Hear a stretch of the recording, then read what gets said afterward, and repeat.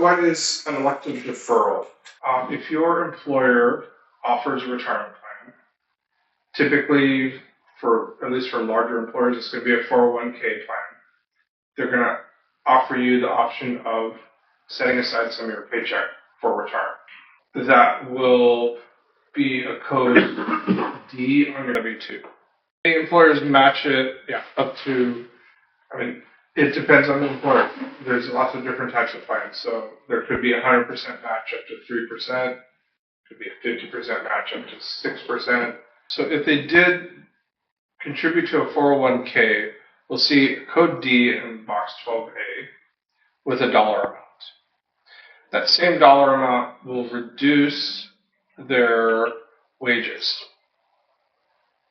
for income tax purposes. So it'll reduce their box 1 wages, but it will not reduce their Social Security or Medicare tax wages. Under what conditions can a non-working spouse establish an IRA? That's where if you're a stay-at-home mom or stay-at-home parent, your spouse can contribute to your IRA because you're not working. Correct.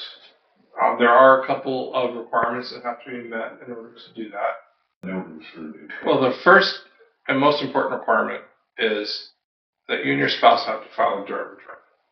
So if you file married filing separately, you can't put money into your spouse's IRA. So you have to file a joint return for the year, and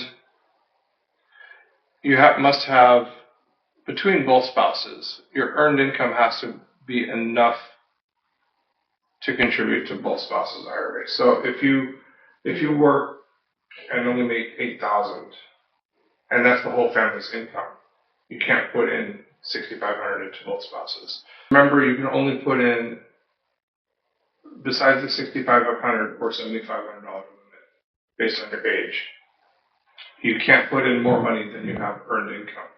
So if you're retired and you're not working anymore, you can't take your pension and save that into an IRA. That's not allowed. You have to be working and have earned income.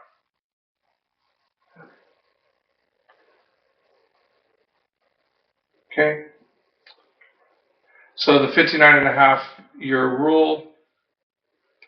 So this is where we're talking about the 10% penalty. Can you name at least 5 exceptions? Avoid the 10% penalty. Getting disabled? Yeah. Disability. Yeah. If you are drawing for disability, so that's one. Higher education. Yes. First time home buyer? Yes. Health insurance premiums. Pay for those. And yeah. Medical expenses over 7.5% of your income. And Very active duty. Yeah. Active duty reserve. Yeah. Birth or adoption expenses. This one is actually fairly common, is left employment at age 55. Like police officers or what? Mm-hmm. Even if you just quit your job and you have $1 million in your IRA-1k, quit your job and you take that money out and you're only 56, you can bypass the 10% penalty. However, if you take your 401k, roll it over into an IRA, and then take it out, that no longer qualifies for that exception. What is the benefit of qualifying for one of these exceptions? No 10% penalty on early withdrawal. Yeah, if you don't pay the 10% additional tax. Can you find more exceptions? You can find them in the instructions for Form 5329, or you can find them in the quick finding. Exceptions to the 10% additional tax before age 59 and a half, page 14-4. And there's our 21 exceptions right here. So this would be the first place I would look if we're looking for exceptions, and it's not one that I know off the top of my head. Number 6, Linda and Mark are both 57. They're married and filing joint. Mark is covered by a retirement plan at work, but Linda is not.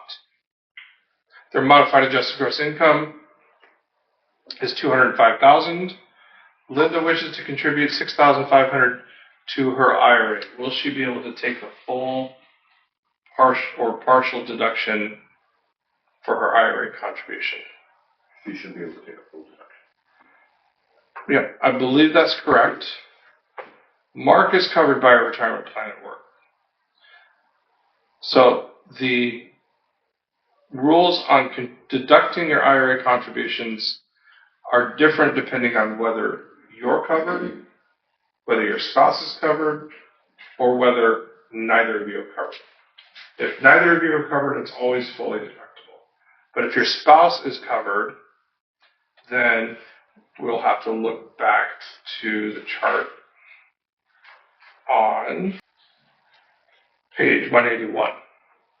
So this would be Linda's situation.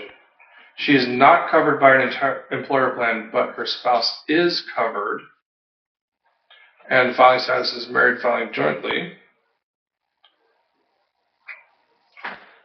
Then it's going to be, if their total income is below $218,000, she'll get a full deduction, and if her adjusted gross income is over $228,000, they'll get no deduction. And if their adjusted gross income is in between, she'll get a partial deduction. However, Mark will not be able to take an IRA deduction because it's a smaller threshold, 115 to 135.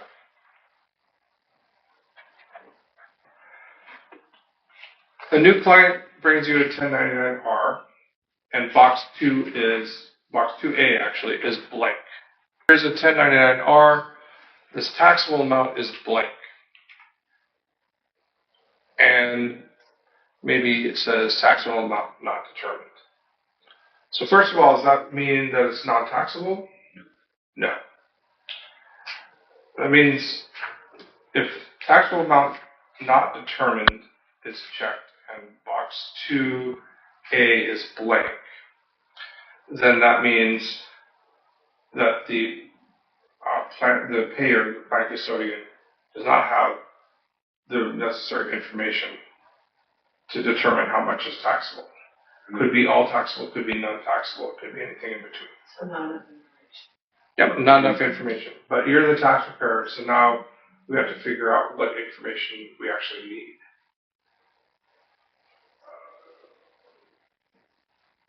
You would have to see what kind of retirement plan it was.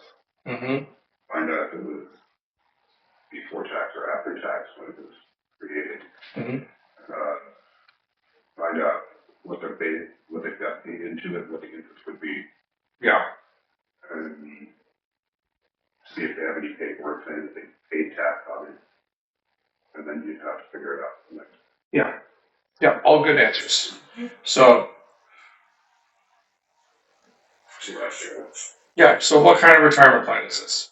Have you ever made post-tax contributions? There might be a number in this box down here for total employee contributions, and that will say how much their total investment is. We might end up having to do something what's called a simplified method worksheet, which we talked about and kind of skipped over. So, what kind of retirement plan? Have taxes been paid? What is the total investment? Mhm. Those are the questions we need to ask. Yeah.